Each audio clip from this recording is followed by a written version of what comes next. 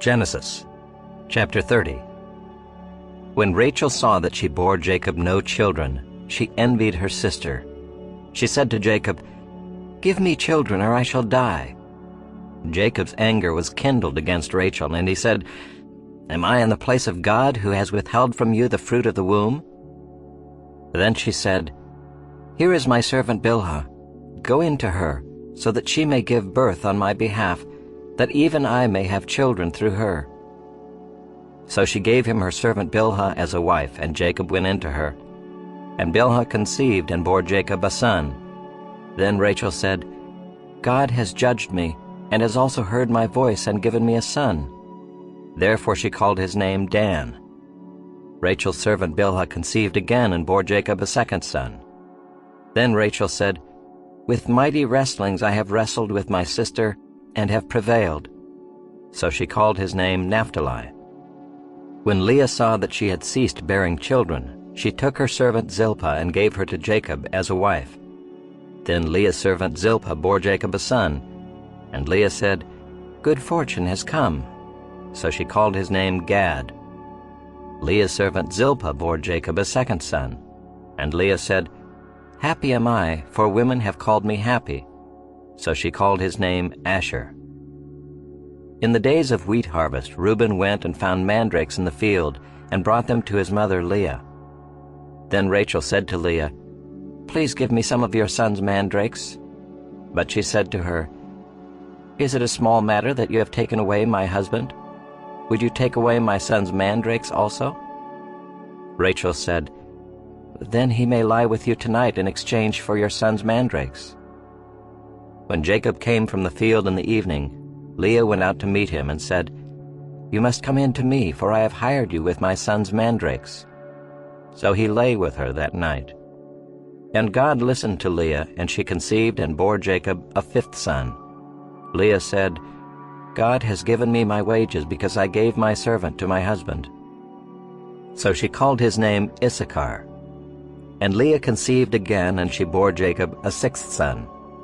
Then Leah said, "God has endowed me with a good endowment. Now my husband will honor me, because I have borne him 6 sons." So she called his name Zebulun.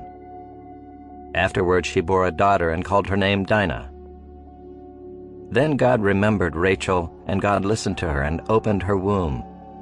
She conceived and bore a son, and said, "God has taken away my reproach." And she called his name Joseph, saying, "May the Lord add to me another son." As soon as Rachel had borne Joseph, Jacob said to Laban, "Send me away, that I may go to my own home and country. Give me my wives and my children for whom I have served you, that I may go, for you know the service that I have given you."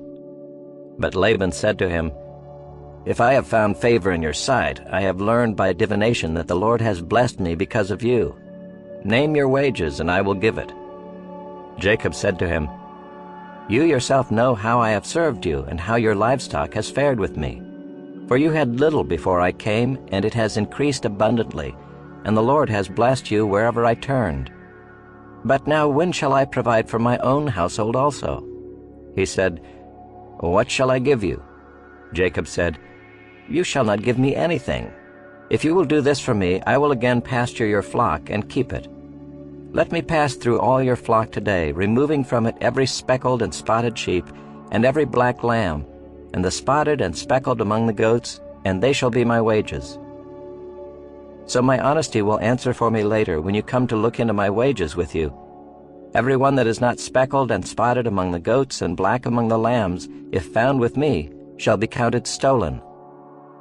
Laban said, "Good, let it be as you have said." But that day Laban removed the male goats that were striped and spotted, and all the female goats that were speckled and spotted, every one that had white on it, and every lamb that was black, and put them in the charge of his sons. And he set a distance of 3 days' journey between himself and Jacob pastured the rest of Laban's flock. Then Jacob took fresh sticks of poplar and almond and plane trees, and peeled white streaks in them, exposing the white of the sticks. He set the sticks that he had peeled in front of the flocks in the troughs, that is, the watering places, where the flocks came to drink. And since they bred when they came to drink, The flocks bred in front of the sticks, and so the flocks brought forth striped, speckled, and spotted. And Jacob separated the lambs and set the faces of the flocks toward the striped and all the black in the flock of Laban. He put his own droves apart and did not put them with Laban's flock.